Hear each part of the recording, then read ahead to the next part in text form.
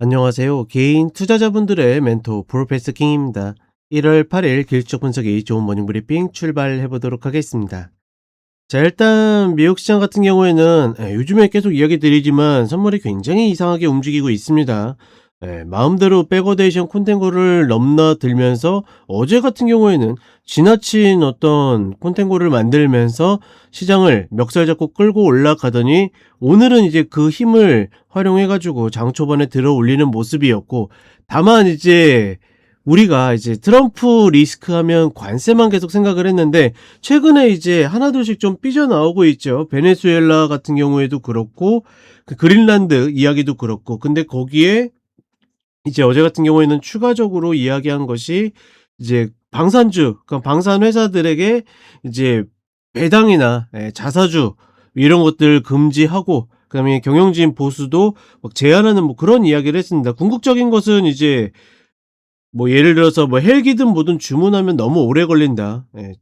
자본의 역량을 빨리 만들 수 있는데 투입해라라는 이런 건데, 그러니까 우리가 상식적으로 생각했을 때는 아니 회사에 그런 것들을 대통령이 말 한마디 한다라고 해서 저게 다 컨트롤이 가능해? 라고 싶지만 방산주의 특성상 이제 정부의 어떤 계약을 수주하는 형태로 가고 있기 때문에, 그러면 예를 들어서 이제 독소 조항이나 이런 것들을 혹은 입찰 자격이나 이런 것들에 이제 넣겠죠.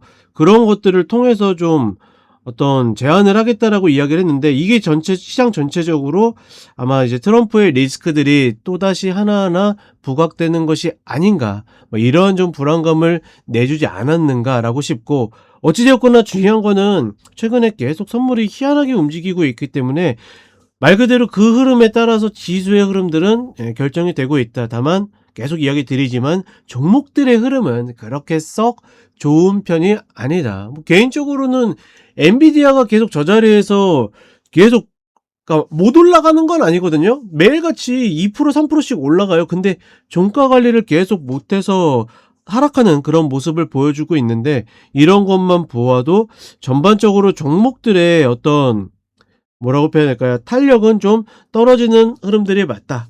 비록 다우나 S&P가 신고가를 만들고 있지만 전반적으로 종목들의 움직임은 좀 무거운 편이다. 그 정도로 좀 인지를 하시면 좋을 것 같고, 한국 시장 같은 경우에는 뭐 별 이야기할 것들은 없습니다. 여전히 계속 같은 패턴이고, 이제 반도체가 좀 버벅일 수 있는 구간에 가니까 뭐 현대차 그룹을 건든다라든지 이런 식으로 계속 순환을 돌리고 있고, 역시나 본인들이 많이 갖고 있는 종목들 위주로 가고 있다. 그러니까 계속 이미 저기 11월, 10월, 9월 이때부터 이야기 드렸던 거죠. 지금 올라가는 종목들은 실적이 좋을 종목들, 이런 종목들이 아니라 보다 그냥 외국인들이 비중 많은 종목들 중에 명분 있는 종목, 명분이 없어도 똑같습니다. 계속 움직임들이 나오고 있다. 이 흐름이 언제 나왔냐면 11월 고점 만들 때 주도주 마지막으로 순환 제가 한 번 정도 남은 것 같다라고 했는데, 정말 그 한 번 돌고서 그때 유일하게 조정 아닌 조정을 좀 주는 흐름, 눌림을 주는 흐름이 나왔죠. 그런 흐름하고 조금 비슷한 흐름이 있다라고 보시면 될 것 같고, 오늘 같은 경우에는 뭐 1월 옵션 만기인데 과연 이제 또 신고가 구간에서 어떤 식으로 움직일지 저도 개인적으로 좀 궁금하고, 중요한 거는 계속 2021년과 비교해서 이야기 드리고 있습니다. 어디에서도 이야기 드리지 않은 그 부분인데, 결국은 과연 시계열상이나 패턴의 흐름까지 똑같을까? 그런 부분들 한번 같이 보시면 재밌을 것 같고, 특히나 윗꼬리는, 그러니까 지금처럼 세력이 들어 올릴 때는 윗꼬리는 필수거든요. 왜냐하면 아쉬움을 남기고 추격 매수세를 붙게 만들려고 하면 윗꼬리는 반드시 필수적으로 필요하기 때문에, 과연 이제 그게 어떤 타이밍에서 나올지, 시계열상으로는 이제 임박했다라고 나오는데 과연 그 흐름까지 맞출지를 같이 보시면 될 것 같습니다. 자, 이렇게 이야기 드렸고 간단하게 차트 보도록 하겠습니다.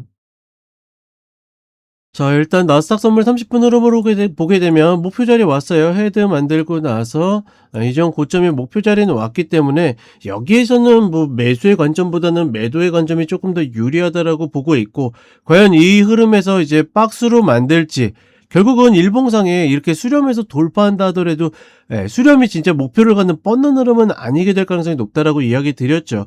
과연 이 구간 안에서 또다시 어떤 뭐 120평으로 갈지 어떨지 확인하면 될 것 같고, 다만 엔비디아가 이제 어떤 변동성이 줄어든 것과 동시에 어떤 지지력도 좀 만들어져 있기 때문에 전반적으로 여전히 변동성을 축소한 수렴의 가능성이 높다. 다만 뭐 금요일 날 예를 들어서 관세에 대한 어떤 법원의 발표가 있고 뭐 이렇게 된다라고 그러면 그때 어떤 변동성이 만들어질지 한번 같이 봐야 되겠다. 현물 일봉상으로 봐도 다우가 신고가를 만들고 S&P가 고점을 갱신한다 하더라도 전반적인 움직임에 있어서 그냥 지수의 흐름은 저렇지만 종목의 흐름들은 여전히 썩 별로 좋아 보이진 않는다. 뭐 이렇게 좀 보시면 될 것 같고, 한국 시장으로 오게 되면 좋다 나쁘다의 개념이 아니라 뭐 어디까지 올라가든 그거는 세력들의 몫인 거고 우리가 예단할 필요는 전혀 없다라고 이야기를 드리고 싶고,